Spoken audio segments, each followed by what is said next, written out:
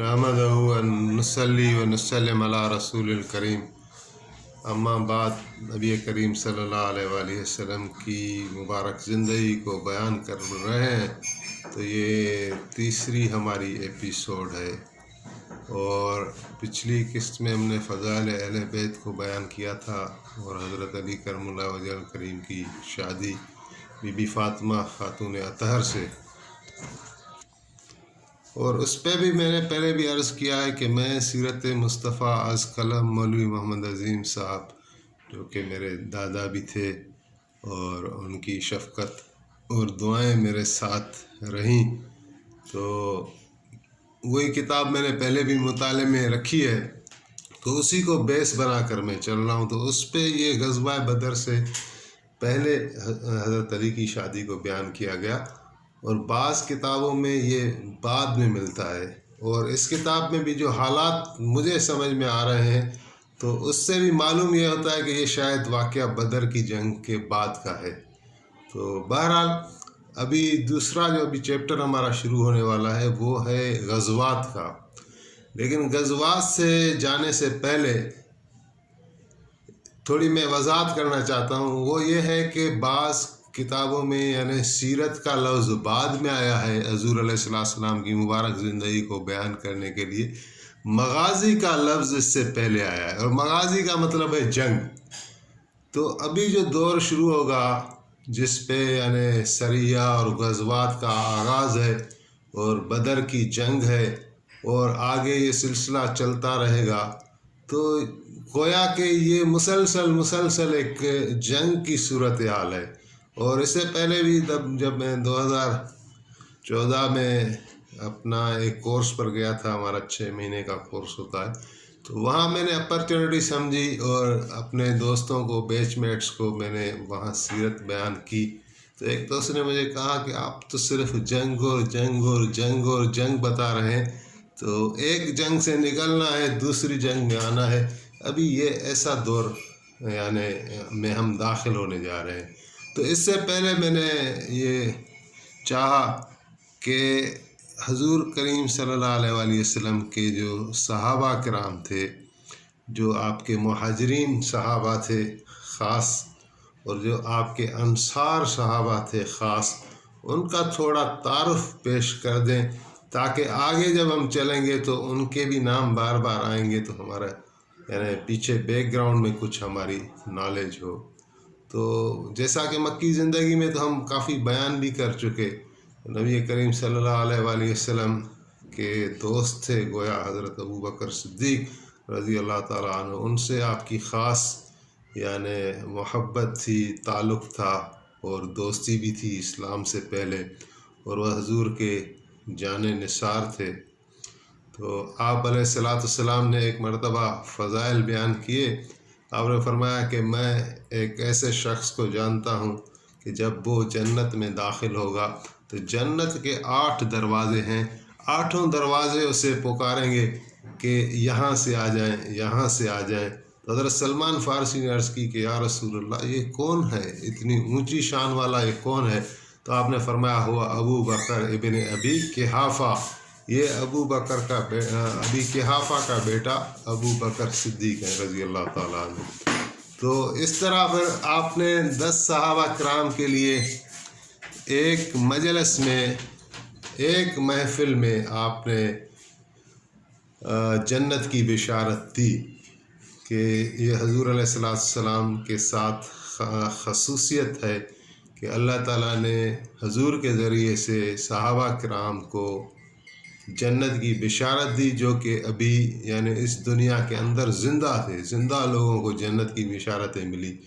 تو آپ نے ایک مجلس میں فرمایا 10 صحابہ جس کو عشرت مبشرہ کہتے ہیں کہ ابو بکر فی الجنت، عمر فی الجنت، عثمان فی الجنت، علی فی الجنت، طلحہ فی الجنت، زبیر فی الجنت، سعد بن ابی وقاص فی الجنت، عبد الرحمن بن عوف فی الجنت، ابو عبیدہ بن جراح فی الجنت، اور پھر فرمایا کہ سعید بن زید فی الجنت۔ تو ترتیب آگے پیچھے ہو سکتی ہے، نام یہی ہیں، اور جن کے لیے یعنی جن کا بڑا شان رسول اللہ نے بتایا۔ تو اسی طرح آپ نے حضرت عمر فاروق رضی اللہ تعالیٰ عنہا کے لیے بھی آپ کے کافی فرمان ہیں، اور ان کے ساتھ بھی آپ نے بہت محبت اور شفقت سے پیش آئے۔ اور حضرت عثمان کے لیے آپ نے فرمایا تھا کہ غزوہ خندق کے بعد جب آپ نے سفر کیا تھا صلح حدیبیہ کی جانب، تو ایک مقام پر آپ نے حضرت عثمان کو اپنا نمائندہ بھیجا قریش کی طرف، اور حضرت عثمان واپس نہیں آئے، اور پیچھے افواہ پھیل گئی کہ حضرت عثمان کو انہوں نے شہید کر دیا ہے۔ تو آپ نے بیعت لی، اس بیعت کو قرآن پاک میں بھی اس کا ذکر ہے کہ یہ جو تمہاری بیعت کر رہے ہیں یہ حقیقت میں تمہاری نہیں، اللہ کی بیعت کر رہے ہیں، اور اللہ کا ہاتھ ان ہاتھوں کے اوپر ہوتا ہے، ید اللہ فوق ایدیہم۔ تو اس موقع پر آپ نے فرمایا تھا، چونکہ حضرت عثمان تھا نہیں اور پتہ نہیں چل رہا تھا کہ وہ زندہ بھی ہیں یا شہید کیے گئے ہیں، تو آپ نے فرمایا اگر وہ زندہ ہیں تو یہ ہے عثمان کا ہاتھ، اور یہ ہے محمد کا ہاتھ، اور یہ عثمان نے محمد کی بیعت کر دی۔ تو اتنا اعتماد ظاہر کیا، اور علماء کرام نے لکھا ہے کہ یہ حضرت عثمان کی عجیب شان ہے کہ حضور نے اپنے ہاتھ کو فرمایا کہ یہ ہے عثمان کا ہاتھ۔ تو اسی طرح حضرت علی کرم اللہ وجہ الکریم کے فضائل پہلے بھی بیان ہو چکے، اور پھر طلحہ اور زبیر تو آپ کا پھوپھیزاد بھائی تھا، اور طلحہ بھی حضور کے یعنی سب سے پہلے جو مسلمان ہوئے تھے ان میں سے تھے، اور پھر سعد بن ابی وقاص بھی ایک کتاب میں تو لکھا ہے کہ حضور کے ماموں تھے، واللہ عالم دوسری تصدیق مجھے نہیں ہو سکی، بہرحال حضور کے قریبی ساتھی تھے۔ اور اس کے بعد جو ہے ابو عبیدہ بن جراح، ان کا بڑا مقام ہے، اس کو امین الامت کہا جاتا ہے، اور ان کے لیے بھی میں نے کسی کتاب میں پڑھا، اور یہ بھی کتاب میں بار بار چیزیں نہیں آ رہی، تو ان کو بھی ویریفائی کرنے کی ضرورت ہے کہ بدر والی جنگ میں ان کا سامنا اپنے باپ سے ہو گیا تھا، اور اتنے اپنے باپ کو قتل کر دیا، اسلام اور ایمان یعنی، کیونکہ بدر والی پوری جنگ ایسی تھی کہ باپ ادھر ہے بیٹا ادھر ہے، تو ان کو امین الامت کہا جاتا ہے، امت کا امین۔ تو بڑی سادگی کے پروقار زندگی گزاری، اور پھر حضرت عمر کے زمانے میں جب آپ نے ان کو لشکر کا سپہ سالار بنا کر بھیجا تھا تو طاعون کے مرض میں ان کی شہادت ہو گئی، تو پھر سپہ سالار معاذ بن جبل بنے تھے، تو پھر ان کو بھی طاعون کے مرض نے گھیر لیا تھا۔ تو یہ بڑی شان والے صحابی ہیں، اور سعید بن زید اور بھی بہت مہاجرین میں ہیں، اور انصار میں سے خاص پر کر کے میں دو شخصیات کا ذکر کرنا چاہوں گا۔ تو ایک قبیلہ تھا بنی خزرج، اور ایک قبیلہ تھا بنی اوس۔ البتہ خزرج قبیلہ بڑا قبیلہ تھا اوس کے مقابلے میں، اوس تھوڑا چھوٹا قبیلہ تھا، لیکن ان کا ہمیشہ آپس میں ایک مقابلہ سا رہتا تھا کہ وہ چاہتے تھے، ایک ریس تھی کہ حضور کی نگاہوں میں ہم سبقت لے جائیں، ہم آگے بازی لے جائیں۔ تو دونوں کے سرداروں کا نام سعد تھا، اور میں نے ایک کہیں پڑھا کہ حضور کی بارگاہ میں 7 ایسے صحابی تھے جن کے نام سعد سے تھے، اور 7 بڑی منزلت والے تھے۔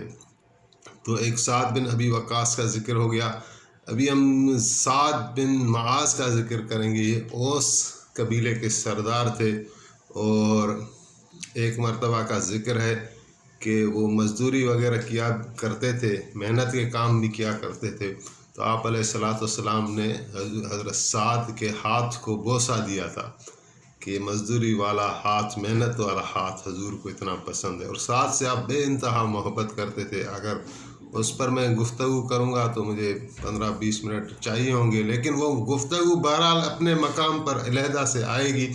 تو سعد بن معاذ کا جو کردار ایسے سمجھیں، جو مکے والی زندگی میں حضرت ابو طالب نے جس طرح نبی علیہ السلام کی پشت پناہی کی، تو وہ تو حضور کے چچا بھی تھے، بڑے بھی تھے، والد کی جگہ تھے، اور قریش میں ان کا اثر تھا، تو اس کی تھوڑی جھلک آپ کو یہاں مدینے والی زندگی میں حضرت سعد بن معاذ کے کردار میں نظر آئے گی کہ یہ اپنے قبیلے کا بڑا تھا اور حضور کی ہر بات پر پشت پناہی کرتا تھا اور مدد کرتا تھا. ایسے سمجھیں کہ دست راست تھے.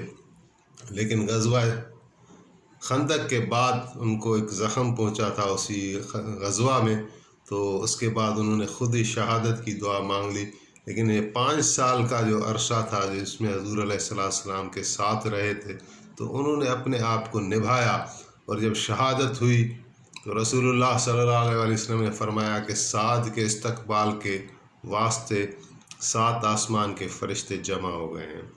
تو اسی طرح ایک صحابی سعد بن عبادہ تھے. یہ خزرج قبیلے کے سردار تھے.